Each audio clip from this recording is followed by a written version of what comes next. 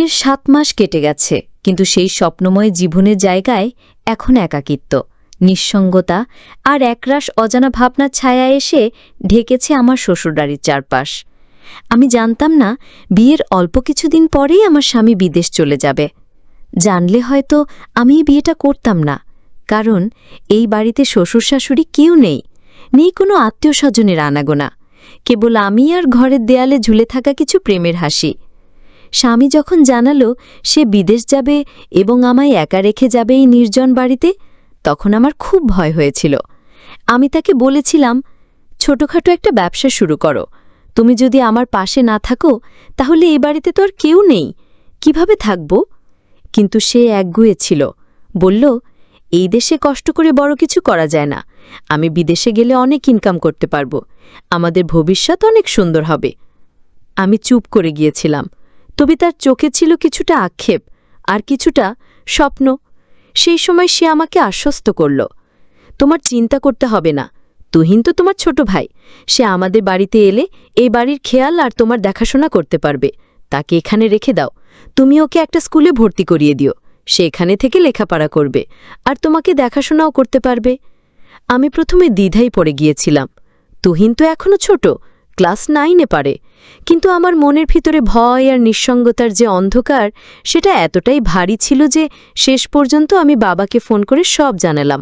বললাম, বাবা, তুহিনকে কিছুদিনের জন্য আমার শ্বশুরবাড়িতে পাঠিয়ে দাও, আমার স্বামী বিদেশ যাচ্ছে, ও বিদেশ চলে গেলে বাজার সদাই আর বাড়ির খেয়াল কি রাখবে? তুহিন থাকলে একটু সাহস পাব। বাবা এক মুহূর্ত থেমে বলল, তুই তো জানিস তুহিন ছোট, তাও যদি তুই মনে করিস ওর থেকে তুই সাহস পাবি, তাহলে ওকে পাঠিয়ে দিচ্ছি। তারপরই ঠিক হয়ে গেল। আমার স্বামী যাবার 3 দিন আগে তুহিন আমাদের বাড়িতে চলে এলো। হালকা ব্যাগ, বই, খাতা আর চোখে কিছুটা কৌতূহল, কিছুটা দায়িত্ববোধ নিয়ে সে ঢুকল বাড়িতে। আমাকে দেখে বলল, আপু, আমি আছি, তুমি কোনো চিন্তা করো না, দুলাভাই যাক, তুমি চিন্তা করো না, বাজার করার থেকে শুরু করে ঘরের সব কিছু আমি সামলাবো, তুমি শুধু আমাকে বলো কি দরকার। আমি তার এই আত্মবিশ্বাস দেখে অবাক হয়ে গিয়েছিলাম আর একটু হাফ ছেড়ে বেঁচেছিলাম। তারপর 3 দিনের মধ্যেই আমার স্বামী বিদেশ চলে গেল। ভোরবেলা বাসস্ট্যান্ডে ওকে বিদায় দিয়ে এসে আমি আর তুহিন পাশাপাশি হাঁটছিলাম। জানতাম জীবনের নতুন এক অধ্যায় শুরু হচ্ছে। প্রথম 2-3 দিন সবকিছু বেশ স্বাভাবিক লাগছিল। তুহিন নিয়ম করে স্কুলে যায়, এসে আমার জন্য কিছু বাজার করে আনে, ঘরের কাজেও সাহায্য করে। ওর মধ্যে একটা পরিণত ভাব আমি খেয়াল করছিলাম। যদিও সে ছোট, তবু কথাবার্তায় একটা নির্ভরতা ছিল। কিন্তু তারপর ধীরে ধীরে কিছু ছোটখাটো অদ্ভুত জিনিস খেয়াল করতে লাগলাম, যেগুলো শুরুতে গুরুত্ব দিইনি। যেমন ঘরের দরজাগুলো একটু খোলা থেকে যায়, আমার ব্যবহৃত জিনিস এক জায়গার বদলে অন্য জায়গায় রাখা, কিংবা তুহিন মাঝে মাঝে অদ্ভুতভাবে তাকিয়ে থাকে আমার দিকে। আমি ভাবতাম ও তো ছোট ভাই, হয়তো কল্পনায় কিছু ভাবছে বা হয়তো কেবল চিন্তিত হয়ে আছে। কিন্তু আমার মনে এক অজানা অস্বস্তি বাসা বাঁধছিল, হয়তো নতুন নতুন বাড়িতে আসার জন্য। কিন্তু একদিন এমন কিছু ঘটল যেটা আমাকে বাধ্য করল ভাবতে, তুহিনের এই বাড়িতে আসা কি শুধু আমার দেখাশোনার জন্য, নাকি এর আড়ালে লুকিয়ে আছে কোনো অদৃশ্য রহস্য। স্বামী যখন বিদেশ পাড়ি জমাল, তখন মনের ভেতরটা এক অদ্ভুত শূন্যতায় ডুবে গেল, যেমন কেউ হঠাৎ পায়ের নিচ থেকে মাটি সরিয়ে নেয়। বাড়ির প্রতিটি দেয়ালে, জানালায়, এমনকি রান্নাঘরের টিনের ছাদের শব্দেও নিঃসঙ্গতার ছায়া বসেছিল। কিন্তু তুহিন ছিল বলে সাহস পেয়েছিলাম, কারণ ও বলেছিল, আপু, তুমি একা নাও এই বাড়িতে, আমি আছি, যতদিন দুলাভাই না আসে আমি এই বাড়িতেই থাকব। আমি ওর কথাই ভরসা পেয়েছিলাম, স্কুলে ভর্তি করিয়ে দিয়েছিলাম। ক্লাস 9-এ ওর নতুন যাত্রা শুরু হয়েছিল। দিনে স্কুল, বিকেলে বাজার আর রাকে বই নিয়ে বসে পড়া, সবকিছু বেশ নিয়মমাফিক চলছিল। কিন্তু কদিন না যেতেই একটা অদ্ভুত পরিবর্তন চোখে পড়ল। তুহিনের কথাবার্তা কেমন যেন গম্ভীর হয়ে গেল। ওর চোখে মুখে ছিল এক ধরনের অস্বস্তি, চিন্তার ছাপ। একদিন হঠাৎ সে বলল, আপু, আমি তো আসলে শুধু দুলাভাই যাওয়ার সময় তোমাকে সাহস দিতে এসেছিলাম, যাতে তোমার কোনো চিন্তা না হয়। এখন তো উনি চলে গেছেন, আমি বাড়ি চলে যাই। আমি থমকে গিয়ে বললাম, তুই তো নিজেই বলেছিলি যতদিন দুলাভাই আসবে না ততদিন তুই থাকবি, এই বাড়ির খেয়াল রাখবি, এখন হঠাৎ করে চলে যেতে চাস কেন? তুহিন একটু চুপ করে রইল, তারপর বলল, আপু, সত্যি বলতে এই বাড়িটা আমার ভালো লাগছে না, কেমন যেন অস্বাভাবিক লাগে, একা একা মনে হয়। মাঝে মাঝে মনে হয় কেউ যেন তাকিয়ে আছে, বা ঘরের বাতাস ভারী হয়ে যায়। আমি ওর দিকে অবাক হয়ে তাকিয়েছিলাম। তুই কি ভয় পাচ্ছিস? তুহিন বলল, ভয় না, কিন্তু একটা অস্বস্তি হয়, যেন সবকিছু খুব নিঃশব্দ আর অচেনা হয়ে গেছে। তাছাড়া দুলাভাই তো নেই, তুমি একা আছো। আমি তাকে বললাম, দেখ তুহিন, আমি তোকে বলেছি তুই থাক, আর তুই থাকলে আমার ভালো হয়। তুই যদি এই বাড়িতে না থাকিস, তাহলে এই বাড়ির দেখাশোনা কে রাখবে? তুহিন খানিকক্ষণ চুপ থেকে বলল, আপু, আমি থাকব, তবে আমার একটা কথা রাখতে হবে। আমি হেসে বললাম, বল, কি চাই? ওর মুখটা হঠাৎ গম্ভীর হয়ে গেল। বলল, তুমি সেটা আমাকে কখনো দেবে না। আমি অবাক হয়ে বললাম, তুই চাইবি আর আমি না দেব? এটা কি হয়? সে বলল, তাহলে শোনো, আমি এখনই বলবো না, পরে বলবো। আমি হেসে বললাম, আচ্ছা, পরে বলিস। এরপর কিছুদিন সবকিছু স্বাভাবিক মনে হচ্ছিল, কিন্তু আমি মনে মনে ভাবছিলাম টুইন কিছু একটা মনে লুকিয়ে রেখেছে। মাঝে মাঝে রাতে আমি রান্নাঘরে পানি নিতে যাই, দেখি সে জেগে বসে আছে। আবার কখনো দেখি জানালার পাশে দাঁড়িয়ে বাইরে তাকিয়ে আছে, যদিও বাইরে তেমন কিছুই নেই। একদিন আমি জানতে চাইলাম, তুই রাতে এত জাগিস কেন? তুহিন একটু চমকে গিয়ে বলল, ঘুম আসছিল না আপু। আমি আর কিছু বলিনি, কিন্তু এরপর একটা দিন এলো যেদিনও আমার মুখোমুখি হয়ে বসল এবং বলল, আপু, তুমি বলেছিলে আমার কথা রাখবে, তাই না? আমি বললাম, হ্যাঁ, বল। ও বলল, আগে প্রথমে কথা দাও, রাগ করবে না। আমি একটু অবাক হয়েও বললাম, আচ্ছা, রাগ করব না। তখনও বলল, তুমি দুলাভাইকে অনেক ভালোবাসো, তাই না? প্রশ্নটা শুনে আমি একটু থমকে গেলাম। তারপর বললাম, হ্যাঁ, স্বামীকে তো ভালোবাসকেই হয়। তুহিন মাথা নিচু করে বলল, আমি জানি তুমি আমাকে সবসময় একজন আপনজনের মতোই দেখো, কিন্তু আমি একাই এই বাড়িতে থাকতে থাকতে অনেক বিষয় নিয়ে দ্বিধায় পড়ে গেছি, যেগুলো হয়তো ঠিক না, কিন্তু আমি চাইলেও ধারণা থেকে নিজেকে সরাতে পারছি না। আমি গম্ভীরভাবে বললাম, তুই এখনই নিজেকে সামলে নে, তুই তো আমার ছোট ভাইয়ের মতো, আমাদের সম্পর্ক পবিত্র, তুই তো আমাকে ভুলভাবে ভাবতে পারিস না। তুহিন মাথা নিচু করে চোখ মুছল, বলল, আমি চেষ্টা করছি নিজেকে সামলাতে। মাঝে মাঝে দুলাভাইয়ের ঘরটা দেখে খুব শূন্য লাগে। আমি ওর পাশে বসে বললাম, দেখ তুহিন, আমাদের সম্পর্ক যেন সবসময় বিশ্বাস আর সম্মানের থাকে, এটাই সবচেয়ে জরুরি। সেদিন রাতটা সে নিজের ঘরে একা কাটালো। পরদিন আমি দেখলাম সে খুব নীরব হয়ে গেছে, স্কুলে গেলেও চুপচাপ, আমার সাথেও কম কথা বলে। বুঝতে পারছিলাম ওর মধ্যে একটা মানসিক দ্বন্দ্ব চলছে, কিন্তু আমি বুঝতে পারছিলাম না তার মানসিকতা কি। তবে একদিন হঠাৎ সে আমার সামনে একটা পুরনো চিঠি নিয়ে এলো, বলল, আপু, এই চিঠিটা আমি তোমার আলমারির নিচে পেয়েছি। আমি অবাক হয়ে চিঠিটা খুললাম। সেটা আমার শ্বশুরের লেখা, যেখানে লেখা ছিল, এই বাড়িতে একটি পুরনো অভিশাপ আছে, যা প্রতি পুরুষ প্রজন্মে ফিরে আসে। এই ঘরের কেউ দীর্ঘদিন একা থাকতে পারে না। কিছু অদ্ভুত ঘটনা ঘটতে থাকে, যা মানুষকে মানসিকভাবে দুর্বল করে ফেলে। আমি চিঠিটা পড়ে কেঁপে উঠলাম।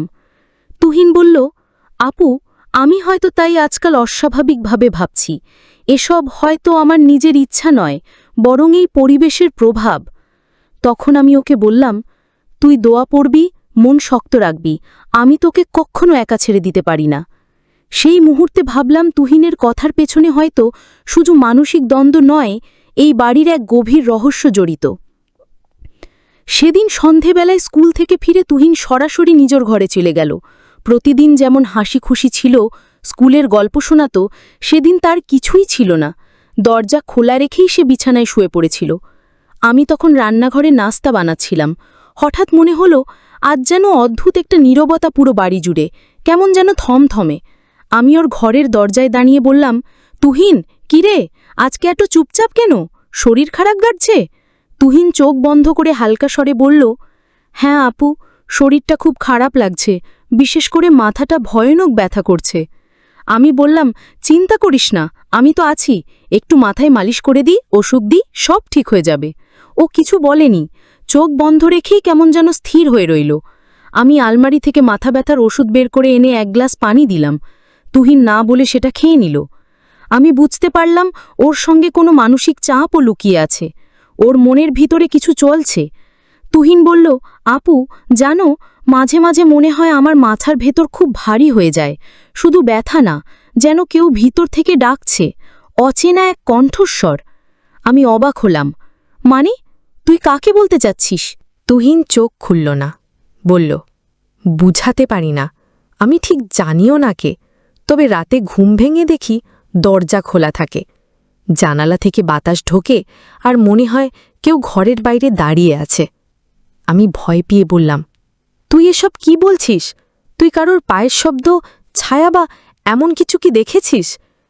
তুহিন চোখ খুলে বলল, না আমি দেখিনি, কিন্তু মনে মনে ভাবি কেমন যেন একটা ছায়া অন্ধকারে দাঁড়িয়ে থেকে তাকিয়ে থাকে।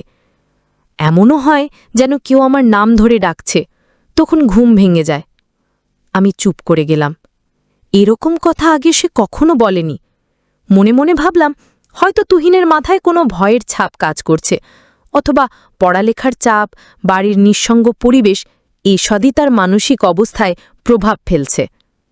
তারপর আবার মনে পড়ে গেল, তুহিন তো বলেছিল কিছু একটা বলবে আমাকে, যেটা এখনো বলেনি। আমি জিজ্ঞেস করলাম, তুহিন শোন, তুই তো সেদিন বলেছিলি যে আমার সঙ্গে একটা কথা বলবি, যেটা খুব গুরুত্বপূর্ণ, আমি এখনো শুনিনি, তুই বলিসনি কেন? তুহিন চোখ সরিয়ে জানালার দিকে তাকালো, বলল, সময় হলে বলবো আপু, এখন বললে হয়তো তুমি বুঝবে না। আমি বললাম, আমি তো তোকে কথা দিয়েছিলাম রাগ করব না, তুই চাইলেই বলতে পারিস। তুহিন মাথা নিচু করে বলল, তোমার বিশ্বাস হারিয়ে ফেলতে চাই না আপু, সেই কারণেই বলিনি এখনো। আমি বুঝে গেলাম, তুহিনের মনে কিছু চলছে, হয়তো নিজের ভাবনা, মানসিক দ্বন্দ্ব বা অতীতের কিছু ঘটনা, যেটা সে বলতে চায় কিন্তু ভয় পাচ্ছে। আমি তখন আর জোর করলাম না, বললাম, আচ্ছা সময় হলে বলিস, তবে নিজের মধ্যে পুষে রাখিস না, কষ্ট হয় তোর, সেটা আমিও বুঝি। তুহিন ধীরে ধীরে ঘুমিয়ে পড়ল। আমি ওর পাশে বসে চুপ করে ওর মুখের দিকে তাকিয়ে রইলাম। ছেলেটা বড়ই অদ্ভুত হয়ে যাচ্ছে, কিছু একটা লুকিয়ে রাখছে, অথচ সেটা তাকে কষ্ট দিচ্ছে, মানসিকভাবে ভেঙে দিচ্ছে। রাত বাড়ছিল, বাইরে হালকা বৃষ্টি শুরু হয়েছিল। আমি উঠে গিয়ে জানালাটা বন্ধ করলাম, তারপর ঘর থেকে বেরিয়ে চলে আসলাম আমার ঘরে। রাত 2টা নাগাদ হঠাৎ ঘুম ভেঙে গেল আমার। ঘরের জানালার বাইরে কুকুরের ডাকে ঘুম ভেঙেছিল। তারপর একটা চাপা শব্দ পেলাম, তুহিনের ঘর থেকে যেন কারোর কান্নার শব্দ। আমি দ্রুত উঠে গিয়ে ওর ঘরের দিকে গেলাম। দরজাটা আধা খোলা ছিল। ভিতরে গিয়ে দেখলাম তুহিন বিছানায় বসে কাঁদছে। আমি বললাম, তুহিন কি হয়েছে রে, দুঃস্বপ্ন দেখেছিস? তুহিন মাথা নিচু করে বলল, আমি ঠিক আছি আপু, একটু কষ্ট হচ্ছিল, নিজের ওপর খুব রাগ হচ্ছে। আমি ওর পাশে গিয়ে বসে বললাম, তুই একা কষ্ট পাবি না, আমি তোর বড় বোন, তোর কি হয়েছে আমাকে বল। তুহিন আমার দিকে তাকিয়ে হালকা হাসল, তবে সেই হাসিতে ব্যথা লুকিয়েছিল। সে বলল, আপুর মতো কেউ পৃথিবীতে নেই যাকে সব বলা যায়, কিন্তু সব বলা যায় না বলেই সবচেয়ে কাছের মানুষটাকেই কষ্ট দিই। আমি চুপ করে ওর কথা শুনলাম। যাই হোক, তুই তো জানিস আমি তোকে কত ভালোবাসি। আমি জানি আপু, তুই আমার মায়ের মতো। তুই আমার ভাইয়ের মতো। তুহিন চোখ বন্ধ করল, বলল, এই কথাটাই সবচেয়ে বেশি শক্তি দেয়, আবার কষ্টও দেয়। আমি তখন বুঝে গিয়েছিলাম তুহিনের মনের ভেতরে এক ধরনের দোটানা চলছে। সময় হলে সে নিজেই বলবে, কিন্তু আপাতত ওকে সাহস আর আশ্বাস দিয়ে পাশে থাকতে হবে। নিজের তুহিনের কষ্টের গভীরতা বুঝতে পেরে আমি ওর পাশে বসে আর কিছু বললাম না। আমার বিশ্বাস ও একদিন নিশ্চয়ই আমাকে সব বলবে, যখন নিজের সাহস জোগাতে পারবে। আপু, আসলে আমি তোমাকে যে কথাটি বলতে চেয়েছিলাম সেটি হলো, আমি বাড়ি থেকে চলে যেতে চাইছিলাম না। আমি বাড়ি থেকে চলে যাওয়ার অভিনয় করছিলাম। আমি তোমাকে পরীক্ষা করেছিলাম যে তুমি আমার বড় বোন কতটা আমাকে খেয়াল রাখো। কিন্তু আপু, আমি একটা বিষয় বুঝতে পারলাম, আসলে আমি তোমাকে কোনো কথাই বলতে চাই না। এটা আসলে আমি এমনিই বলেছিলাম, দেখি তুমি কি করো। কিন্তু তুমি এটাই প্রমাণ করলে যে ভাই বোনের সম্পর্ক সারা জীবন যেন পবিত্র থাকে এবং এই সম্পর্ক যেন কোনো দিন শেষ না হয়ে যায়। আর তুমি এমনভাবে আমার দেখাশোনা করেছ, সেটা নিজের মায়ের মতো। আসলেই তুমি একজন সত্যিকারের বোন, যার কোনো তুলনা হয় না। পরদিন সকাল, সূর্যের নরম আলো ঘর ভর্তি করছিল। তুহিনা যে একটু হালকা লাগছিল, কিন্তু ওর চোখে সেই দৃষ্টির ছায়া মুছে যায়নি। ওর মধ্যে এখনও লুকানো সেই গল্প, সেই বেদনাই জানিছিল। আমি ওকে খাওয়াতে নিয়ে আসলাম। ওর প্রিয় প্যানকেক আর চায়ের কাপ হাতে দিয়েছিলাম। তুহিন ধীরে ধীরে খেতে লাগল। এভাবেই আমাদের গল্প শেষ হলো। এক ভাই বোনের অটুট বন্ধন, যেখানে ভালোবাসার বোঝাপড়াই ছিল সবচেয়ে বড় অস্ত্র। জীবনের যে কোনো ঝড়কে আমরা একসাথে মোকাবিলা করব, কারণ আমরা পরিবার। বন্ধুরা, আজকের গল্পটি এখানেই শেষ করলাম। যদি গল্পটি ভালো লাগে তাহলে অবশ্যই আমার চ্যানেলটিকে সাবস্ক্রাইব করে পাশে থাকবেন। ধন্যবাদ।